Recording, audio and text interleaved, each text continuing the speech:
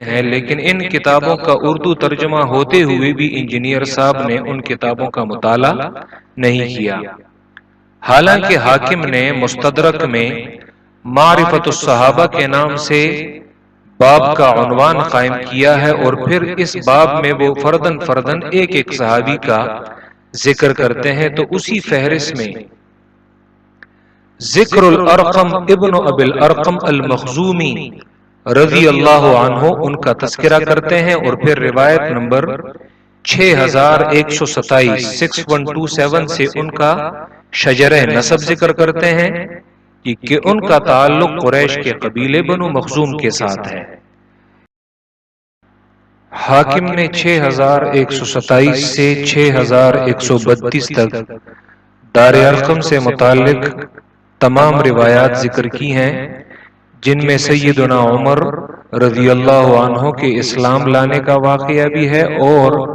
حضرت ارقم ابن ابی الارقم سے متعلق جو روایات ہیں ان کا ذکر بھی انہوں نے اسی باب میں کیا ہے۔ اور پھر جب روایت نمبر 6269 سے وہ شروع کرتے ہیں تو اس سے پہلے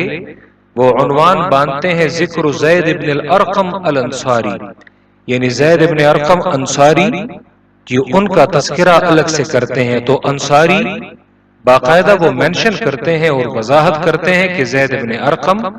وہ انصار سے ان کا تعلق ہے۔ جب زید ابن ارقم کا ذکر کرتے ہیں تو ذکر زید ابن الارقم الانصاری کے نام سے وہ عنوان باندھتے ہیں، اور پھر روایت نمبر 6269 میں زید ابن ارقم کا شجرہ نسب ذکر کرتے ہیں، جس کے شجرہ نسب میں خزرج کا ذکر آتا ہے۔ اس کا مطلب یہ ہے کہ زید ابن ارقم کا تعلق مدینے کے ساتھ ہے، کیونکہ وہ ایک انصاری صحابی ہے، اور خزرج قبیلے کے ساتھ ان کا تعلق ہے۔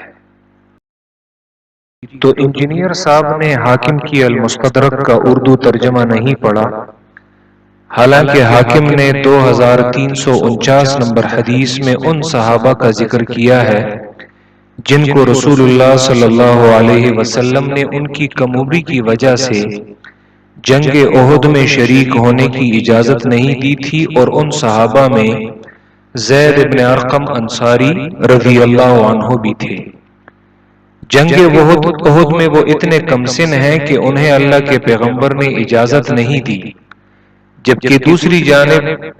مکہ میں اسلام کی دعوت کے لیے وہ اللہ کے رسول کو اپنے مکان کی پیشکش کر رہے ہیں، جبکہ وہ دوسرے صحابی ہیں ارقم ابن ابی الارقم۔ جی انجینئر صاحب نے صرف ارقم نام دیکھ کر ہی ایک صحابی سے دوسرا صحابی بنا دیا، اور یہی حال انجینئر صاحب کے اکثر حوالوں کا ہے۔ ہم یہ نہیں کہتے کہ انجینئر صاحب شاید کہ ایک اچھے انجینئر نہیں ہوں گے، وہ انجینئرنگ کے ساتھ ساتھ دین کو بھی اپنی کوشش کے مطابق سمجھنے کی کوشش کرتے ہیں۔ ہماری دعا ہے کہ اللہ اردو زبان کو مزید ترقی دے، کیونکہ انجینئر صاحب اور ان کی طرح کے دیگر انجینئرز کی دین کو سمجھنے کی عمارت صرف اور صرف اردو ترجموں اور اردو کتابوں پر کھڑی ہے، ورنہ بغیر اعراب اور زیر زبر کے وہ کسی عربی کتاب کا ایک صفحہ یا آدھا صفحہ تو درکنار، خود قرآن مجید اور اپنے سامنے میز پر پڑی حدیث کی کتابوں کا آدھا صفحہ بھی بغیر زیر زبر اور اعراب کے نہیں پڑھ سکتے،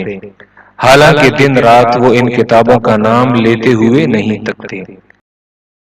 جب انجینئر صاحب سے تاریخ کی کتابوں کے متعلق سوال کیا گیا کہ ان کی کیا رائے ہے تاریخ، اسلامی تاریخ کی کتابوں کے بارے میں،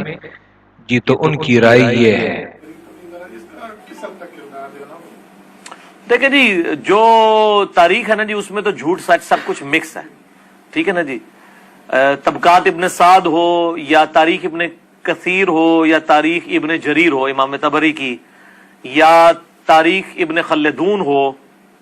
یا تاریخ دمشق ہو ابن عساکر کی،